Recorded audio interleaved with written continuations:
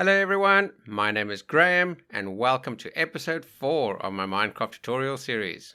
In this episode, I'd like to teach you all about caving and hopefully we'll find loads of iron ore and any other materials while we are down there. And finally craft ourselves that much needed armor. So, let's get to it.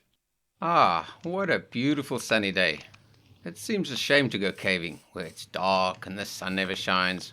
But hey, we really need that iron, right? So while we look for a cave, let me tell you a bit about iron ore.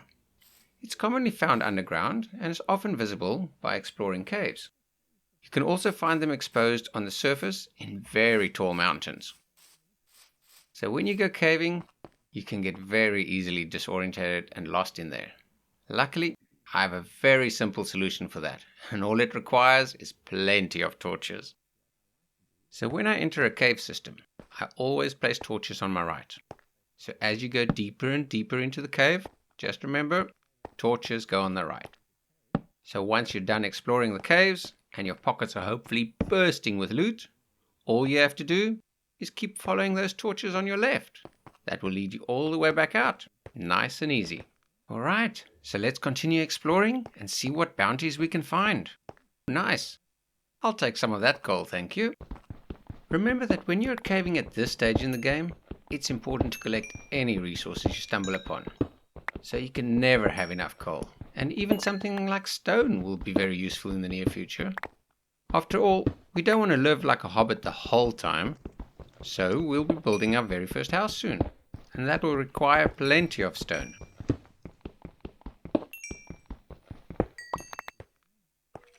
Oh, I'm hearing a skeleton. Hopefully not too close by. Torches always on the right.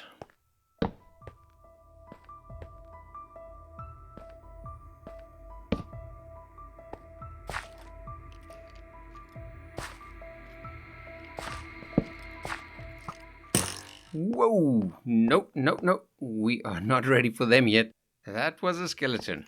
Whoop! He has a bow. And skellies are pretty accurate. Without armor, they can do a lot of damage. I think this cave is too dangerous for now. Let's try a different one. Yeah, I think that's for the best. We can't fight anything yet. We don't have any armor. Or weapons for that matter. Well, that was a rough start.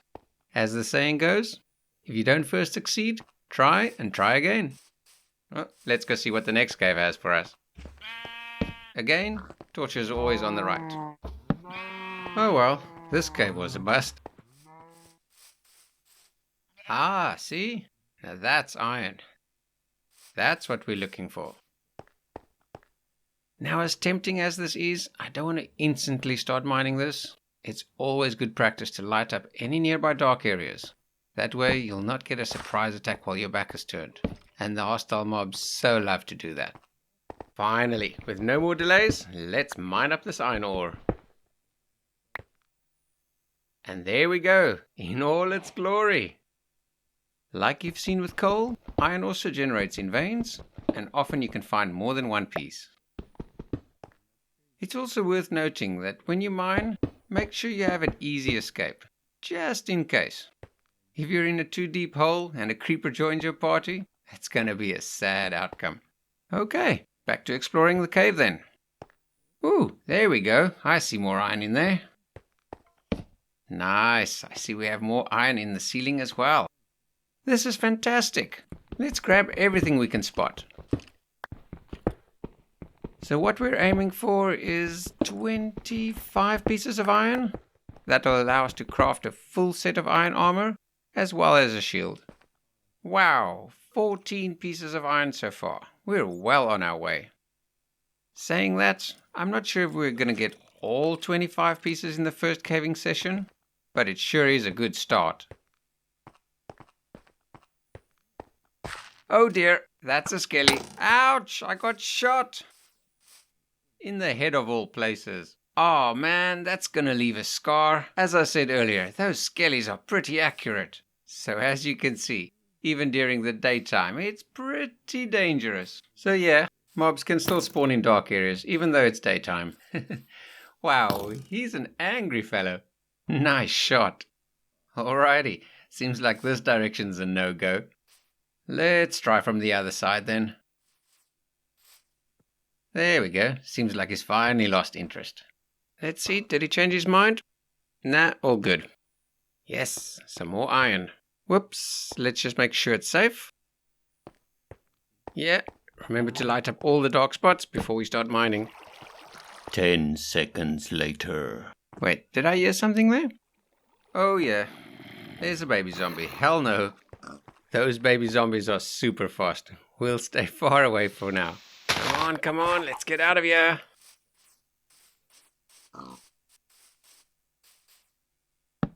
Oh dear, we have some company over there.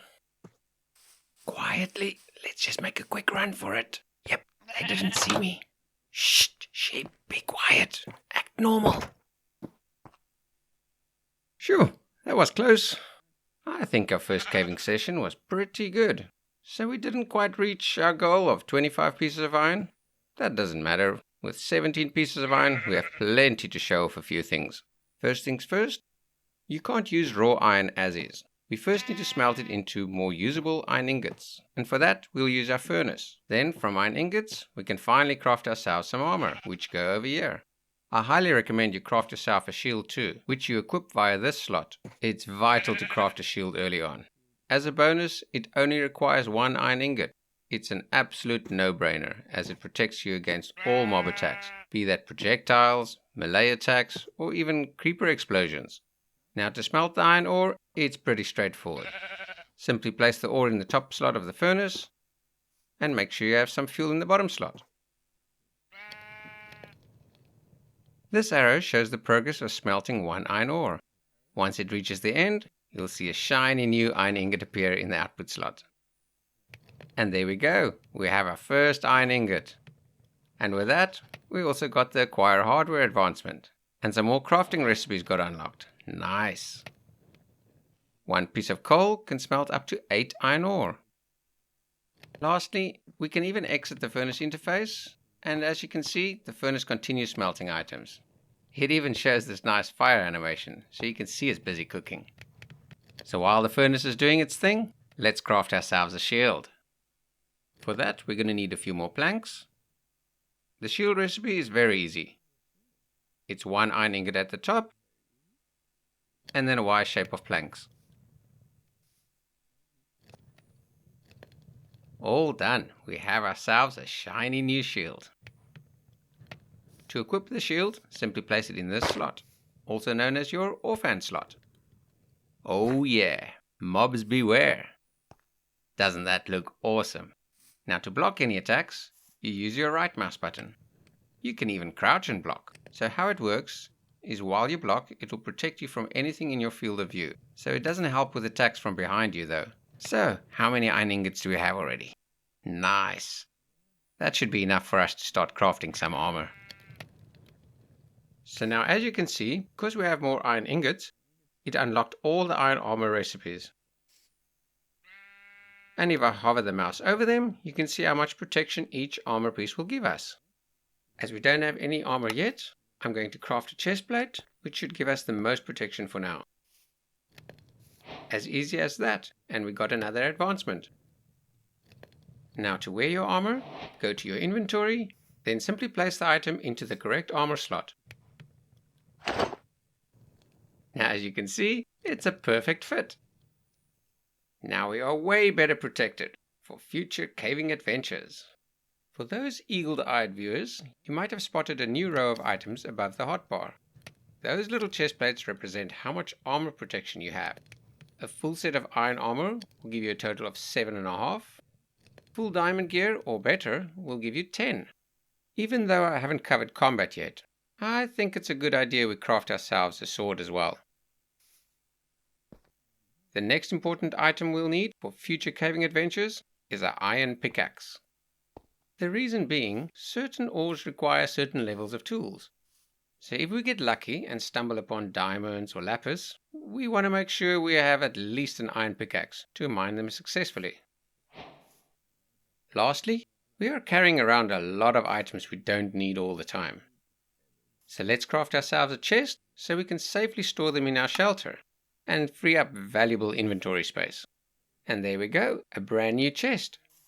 And I think it'll look nice in this corner too. And right click to open it. And now we have all this extra storage space and no chance of losing the items stored inside in case we die, which could happen at some point. A quick way to place items in the chest is to press Shift and left click, and the items will instantly go into the chest. That's a nice time saver. So let's talk a bit about armor. It won't protect you against all types of damage. To show this, I'll demonstrate how much fall damage we take without any armor. In the name of science, so you don't have to do this, I'm going to sacrifice myself and fall down this ledge, and let's see what happens. Fingers crossed, here we go. Ouch! That's not so good for your knees. I took 1 heart of damage there. Now for round 2, this time with my chest plate on. So we'll repeat the same test. The chest plate isn't actually going to help us at all. But for science, let's go. It was quick, but again, I only took 1 heart of damage. It only reduces certain types of damage, like melee attacks, fire damage, and projectiles. The chest plate still has full durability. So let's try fire damage and see the difference. My chest plate has no damage yet. Once again, for science. Yikes, that's hot. Let's see, we took 1.5 heart damage there. And as you can see, the chest plate durability has gone down a bit, which means it's absorbed some of the damage. Not to spoil everything, I'll let you explore the rest. So, one last thing I wanted to show is crafting a bed. But for our bed, we need a special ingredient, the yellow flour. Got it. Now, let's head back to the safety of our shelter.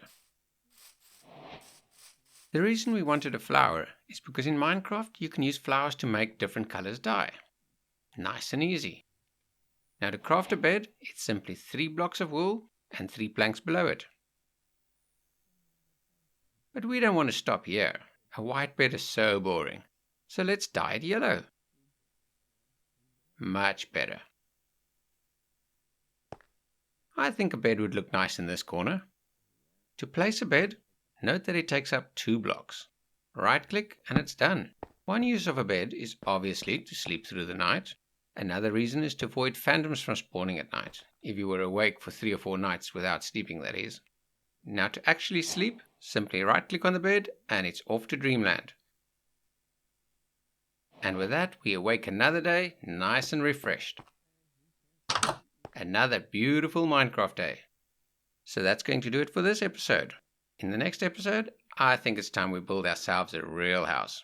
Maybe next to the lake will be a good spot. Thank you so much for watching this episode of my Minecraft tutorial series. My name is Graham. Don't forget to leave a like on these episodes if you enjoyed them, and subscribe to my channel if you want to see more. I'll see you next time. Take care. Bye for now.